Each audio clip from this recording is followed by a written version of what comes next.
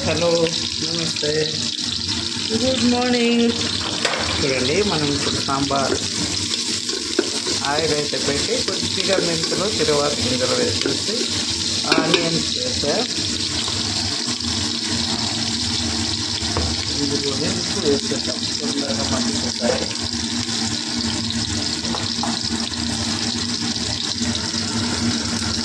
Taste సరిపడా ఉప్పు తక్కువ వస్తే మళ్ళీ వేసుకోవచ్చు. పసుపు ఫస్ట్ వేసేస్తే మనకు పచ్చి వాసన రాస్తాయి.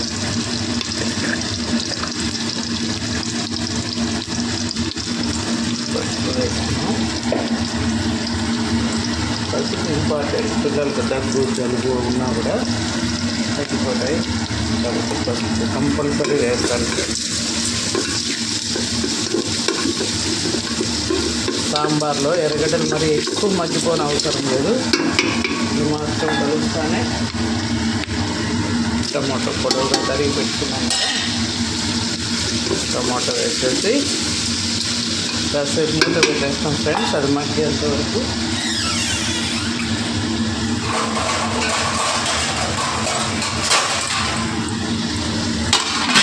టైం పడతారు టమాటో మగ్గడానికి. మగ్గిపోయిందో ఇప్పుడు ఇందులో మునక్కాయలు, అటికాయలు. ఈరోజు ముల్లంగి క్యారెట్ లేవు ఫ్రెండ్స్. అవి ఉంటేనే నాకు ఇష్టం. ముల్లంగి లేకపోయినా ఒక్క క్యారెట్ అయినా బాగుంటాయి. తినకపోయినా ఆ టేస్టే వేరు, చాలా బాగుంటుంది. చూడండి, ఇప్పుడు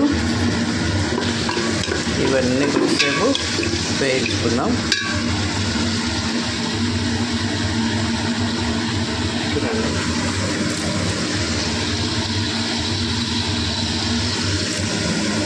మనం పచ్చి కొబ్బరి ముక్క, ఇవన్నీ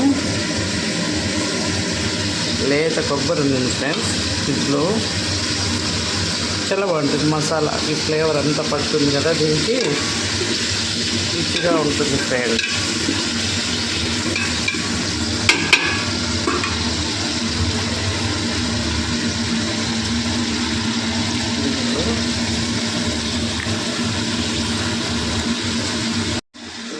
కూరగాయలన్నీ బాగా ఆయిల్లో మగ్గిపోయాయి. ఉప్పు ఉంది కదా, ఇప్పుడు కారం వేస్తాం ఫ్రెండ్స్. ఇవి మనం కొట్టించుకున్న మిరపకాయలు కొంచెం కారం ఎక్కువ ఉంటాయి, చూసుకొని వేసుకోవాలి. ప్లస్ సాంబార్ పొడి. ఇది మనం ఎంటీఆర్ సాంబార్ వాడతాం, మార్చేదే లేదు ఫ్రెండ్స్. చాలా ఏళ్ళ నుంచి సేమ్ సాంబార్ పౌడరే వాడుతున్నా. చూడండి, ఇంకా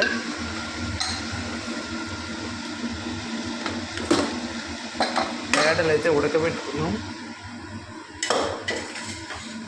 పేడలు ఉడకబెట్టేసాను. మన భవిష్యత్తు కొంచెం పప్పు కోసం పక్కకి తీసేసి రుద్ది పోసేస్తాం. పేడలు అయితే రుద్ది వేసేసాము. ఇంకా చింతపండు నీళ్ళు వేస్తాం ఫ్రెండ్స్.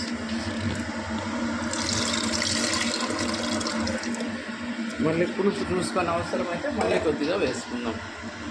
ఇంకా ఇదంతా బాగా ఉడకనిస్తాం. ఇడ్లీకి అయితే ఇంకా వాటర్ వేసేదాన్ని కొంచెం నీళ్ళగా. దోశకే, ఈరోజు దోశకు అన్నంలోకి చాలు ఈ మాత్రం, మరి ఎక్కువ అవసరం లేదు. ఇంతే ఫ్రెండ్స్. కొత్తిమీర తీసుకొచ్చి వేద్దాం, పైన ఉంది చెట్లలో. చూడండి ఫ్రెండ్స్, సాంబార్ కొత్త కొత్తలాడిపోతాను. ఇంతే, సాంబార్ రెడీ.